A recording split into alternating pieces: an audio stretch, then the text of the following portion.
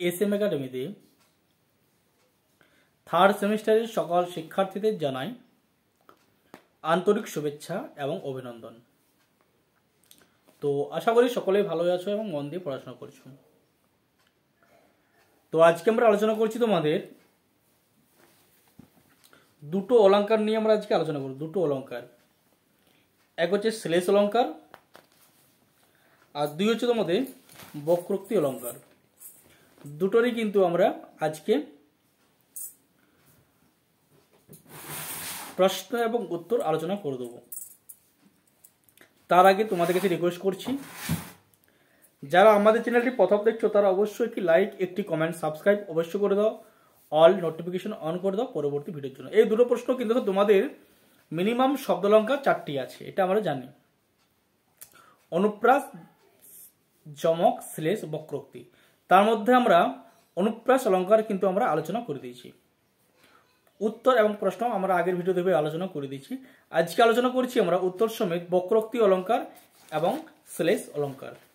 তোমাদের কিন্তু এরকমই কিন্তু ভিডিও পাওয়ার জন্য যেসব বন্ধুরা তোমাদের সাথে যুক্ত আছে তাদেরকে আমাদের ইউটিউবের চ্যানেলটি অবশ্যই দিয়ে দাও, যাতে তোমাদের দ্বারা তারা কিন্তু উপকৃত কিন্তু হয়ে যায়। চলো প্রশ্ন খাতায় তুলে নাও, যাতে ভিডিওটা ছোট হয় সেদিকে খেয়াল রেখে কিন্তু আমরা দুটো প্রশ্নের অ্যান্সার উত্তর কিন্তু আমরা বলে দিচ্ছি ভিডিওর মাধ্যমে। চটপট লিখে নাও। তো দুটো প্রশ্নের উত্তর যদি লিখতে যাও অবশ্যই একটু ভিডিওটা বড় হবে, এবং যদি আমরা তাড়াতাড়ি বলার চেষ্টা করব। যদি কারো অসুবিধা হয় লেখার সময় অবশ্যই ভিডিওটা পজ করে করে লিখবে, তবে কিন্তু পুরো উত্তরটি লেখার চেষ্টা করবে। পরীক্ষা লেখার চেষ্টা করবে যদি পড়ে। তোমাদের 4টি শব্দালঙ্কার মধ্যে একটি অবশ্যই পড়ার সম্ভাবনা রয়েছে। আমরা অলঙ্কার নিরূপণ নিয়ে আলোচনা করে দিচ্ছি আগের ভিডিওতে। চলো প্রশ্ন লিখো, শ্লেষ অলঙ্কার কাকে বলে? কয় প্রকার ও কি কি? উদাহরণ সহযোগে আলোচনা করো। শ্লেষ অলঙ্কার কাকে বলে? কয় প্রকার ও কি কি? উদাহরণ সহযোগে আলোচনা করো। উত্তর লিখছি আমরা। হেডিং দেবে খাতার মাঝে শ্লেষ অলঙ্কার।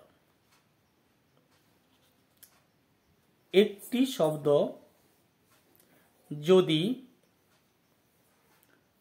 বাক্যের মধ্যে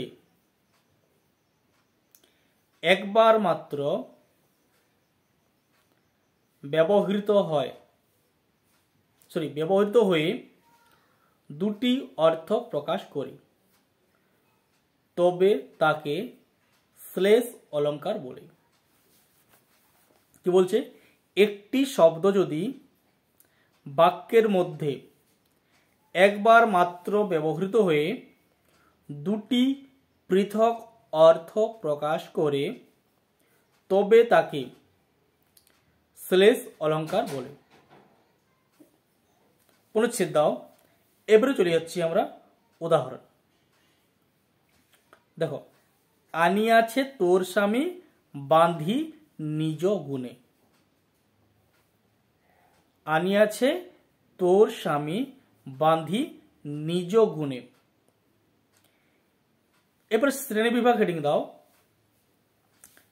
দেখো, শ্লেষ অলঙ্কার 2 প্রকার। শ্লেষ অলঙ্কার 2 প্রকার। একে লিখবে অভঙ্গ শ্লেষ আর 2 লিখবে সভঙ্গ শ্লেষ। একে কি হবে? অভঙ্গ শ্লেষ, 2 চলো সভঙ্গ শ্লেষ। খাতা সাইডে হেডিং দেবে অভঙ্গ শ্লেষ। দেখো, যে শ্লেষ অলঙ্কারে শব্দকে না ভেঙে দুটি অর্থ পাওয়া যায় তাকে অভঙ্গ শ্লেষ অলঙ্কার বলে। আর একবার মিলিয়ে নাও। যে শ্লেষ অলঙ্কারে শব্দকে না ভেঙে দুটি অর্থ পাওয়া যায় তাকে অভঙ্গ শ্লেষ অলঙ্কার বলে।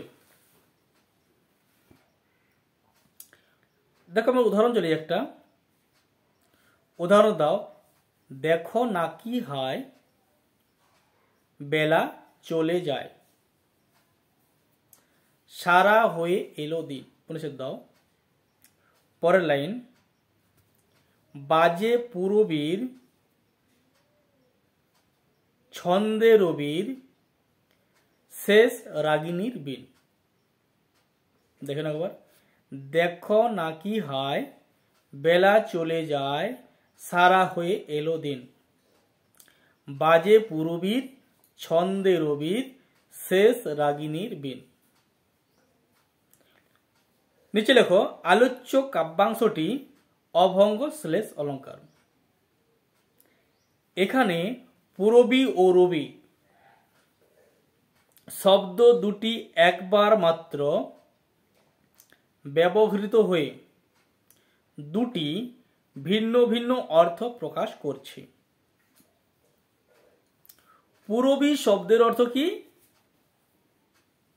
গোধূলি। পূরবী শব্দের অর্থ হচ্ছে গোধূলি। রাগ এবং দ্বিতীয় অর্থ রবীন্দ্রনাথের শেষ বয়সের কাব্যগ্রন্থ পূরবী। আবার রবি শব্দের প্রথম অর্থ সূর্য এবং দ্বিতীয় অর্থ কবি রবীন্দ্রনাথ ঠাকুর। এই কাব্যাংশে আলোচ্য দুটি শব্দকে না ভেঙে দুটি ভিন্ন অর্থ পাচ্ছে, তাই অভঙ্গ শ্লেষ অলঙ্কার। এবারে খাতার মাঝে হেডিং দাও, সভঙ্গ শ্লেষ কাকে বলে। লেখো, যে শ্লেষ অলঙ্কারে শব্দকে ভেঙে দুটি অর্থ পাওয়া যায় তাকে সভঙ্গ শ্লেষ অলঙ্কার বলে। কি বলছে? যে শ্লেষ অলঙ্কারে শব্দকে ভেঙে দুটি অর্থ পাওয়া যায় তাকে বলে সভঙ্গ শ্লেষ অলঙ্কার। যেমন পৃথিবী টাকার বশ, পৃথিবী টাকার বশ। উদাহরণ হচ্ছে পৃথিবী টাকার বশ। পৃথিবী কার বশ যদি বলা হয়? পৃথিবী টাকার বশ। দেখো প্রাচীন করে লিখি, আমরা আলোচনা করে দিই। আলোচ্য পংক্তি যদি ভালোভাবে পাঠ করা যায় তাহলে দেখব এখানে টাকা কথাটি খুবই গুরুত্বপূর্ণ। এই শব্দটি উচ্চারণ বৈশিষ্ট্যের উপর বাক্যটি অর্থ পরিবর্তন হয়। প্রাচীন আলোচ্য পংক্তিটি টাকা কথাটি যদি আমরা না ভেঙে উচ্চারণ করি তাহলে দেখব পংক্তির অর্থ হচ্ছে পৃথিবী টাকার গোলাম, অর্থাৎ টাকা দিয়ে পৃথিবীর সবকিছু পাওয়া যায়। কিন্তু টাকা শব্দটি যদি আমরা ভেঙে উচ্চারণ করি তাহলে পংক্তিটির অর্থ দাঁড়ায় পৃথিবীটা কার গোলাম। প্রাচীন করে লিখবে, এখানে আলোচ্য পংক্তিটিতে টাকা কথাটি না ভেঙে উচ্চারণ করলে এক ধরনের অর্থ পায়, আর ভেঙে উচ্চারণ করলে আর এক অর্থ পাওয়া যায়। তাই বলা যায় এখানে সভঙ্গ অলঙ্কার হয়েছে।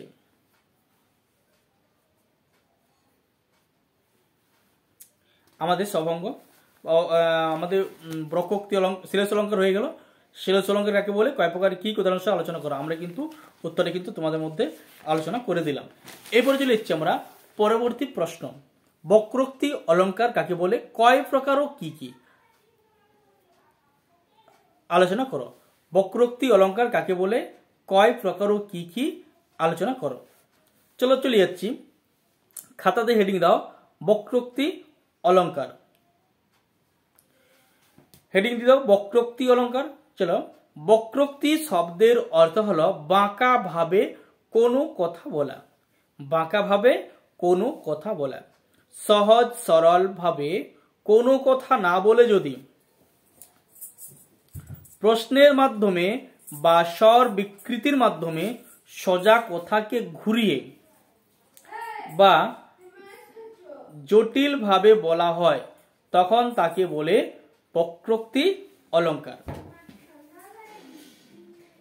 বক্রোক্তি শব্দের অর্থ হলো বাঁকা ভাবে কোনো কথা বলা। সহজ সরল ভাবে কোনো কথা না বলে যদি প্রশ্নের মাধ্যমে বা স্বর বিকৃতির মাধ্যমে সোজা কথাকে ঘুরিয়ে বা জটিলভাবে বলা হয় তখন তাকে বলে বক্রোক্তি অলঙ্কার। এরপর হেডিং দাও বক্রোক্তি অলঙ্কার শ্রেণীবিভাগ। বক্রোক্তি অলঙ্কার কয় প্রকার কি কি? বক্রোক্তি অলঙ্কার দুই প্রকার, শ্লেষ বক্রোক্তি ও কাকু বক্রোক্তি। বক্রোক্তি অলঙ্কার দুই প্রকার, শ্লেষ বক্রোক্তি ও কাকু বক্রোক্তি। দেখো খুব ইন্টারেস্টিং ঘটনা এখানে আছে, বক্রোক্তি অলঙ্কার খুব সুন্দর ঘটনা, যেটার মাধ্যমে তোমরা ইন্টারেস্ট পাবে। যদি আমাদের অফলাইনে ক্লাস করতে চাও অবশ্যই যোগাযোগ করবে আমাদের সাথে। চলো এবার চলে যাচ্ছি আমরা শ্লেষ বক্রোক্তি অলঙ্কার। হেডিং দেবে খাতার মাঝে শ্লেষ বক্রোক্তি অলঙ্কার। চলো, বক্তা এক অর্থে যে কথা বলে, মানে বক্তা এক অর্থে যে কথা বলে, শ্রোতা যদি তা অন্য অর্থ গ্রহণ করে তখন তাকে শ্লেষ বক্রোক্তি অলঙ্কার বলো। তুমি যদি এক কথা বলো, তোমার শিক্ষকদের কথা বলো, তুমি যদি এক অন্য কথা গ্রহণ করো তখন কি হচ্ছে? বক্রোক্তি অলঙ্কার। যখন ধরো উদাহরণ হচ্ছে তোমাদেরকে দিচ্ছি, উদাহরণ লিখবে এবং আমরা আলোচনা করি। তো তোমার শিক্ষক, ধরো উদাহরণ লিখছি আমরা, শিক্ষক কি বলছে? নরেন পড়ছো তো? নরেন পড়ছো তো? নরেন কি বলছে? পড়বো কেন স্যার, আমি তো পা টিপে টিপে চলি। আমি তো পা টিপে টিপে চলি। এবার ব্যাখ্যা চলে যাচ্ছি। এখানে শিক্ষক মহাশয় নরেন নামক ছাত্রটির কাছে জানতে চেয়েছিলেন তার পড়াশোনা কেমন হচ্ছে বা পড়ার অগ্রগতি কেমন, কিন্তু নরেন নামক ছাত্রটি পড়ছো শব্দটি পড়াশোনা অর্থ গ্রহণ না করে ধরে তাকে পড়ে যাওয়া অর্থ ধরেছে এবং সেই মত উত্তর দিয়েছে এবং পা টিপিটিও চলার কথা বলেছে। বক্তার এক অর্থে জিজ্ঞাসা করা শ্রোতা প্রশ্নকে শ্রোতা অন্য অর্থ ধরে উত্তর দান করেছে, তাই এটা কিন্তু তোমাদের হয়েছে শ্লেষ বক্রোক্তি অলঙ্কার। এরপর চলে যাচ্ছি আমরা কাকু বক্রোক্তি অলঙ্কার। চলো হেডিং তাহলে কাকু বক্রোক্তি অলঙ্কার। চলো এখানে উত্তর, এখানে কোনো ব্যক্তির কণ্ঠস্বর বিশেষ ভঙ্গির জন্য নেতিবাচক কথা ইতিবাচক অর্থ এবং ইতিবাচক কথা নেতিবাচক অর্থে প্রকাশিত হয় তখন তাকে কাকু বক্রোক্তি অলঙ্কার বলে। কি বলছে? এখানে কোনো ব্যক্তির কণ্ঠস্বরের বিশেষ ভঙ্গির জন্য নেতিবাচক কথা ইতিবাচক অর্থে এবং ইতিবাচক কথা নেতিবাচক অর্থে প্রকাশিত হয় তখন তাকে কাকু বক্রোক্তি অলঙ্কার বলে। উদাহরণ দিলাম, বামন হইয়া কে চাহে ধরিতে চাঁদ, জিজ্ঞাসা চিহ্ন।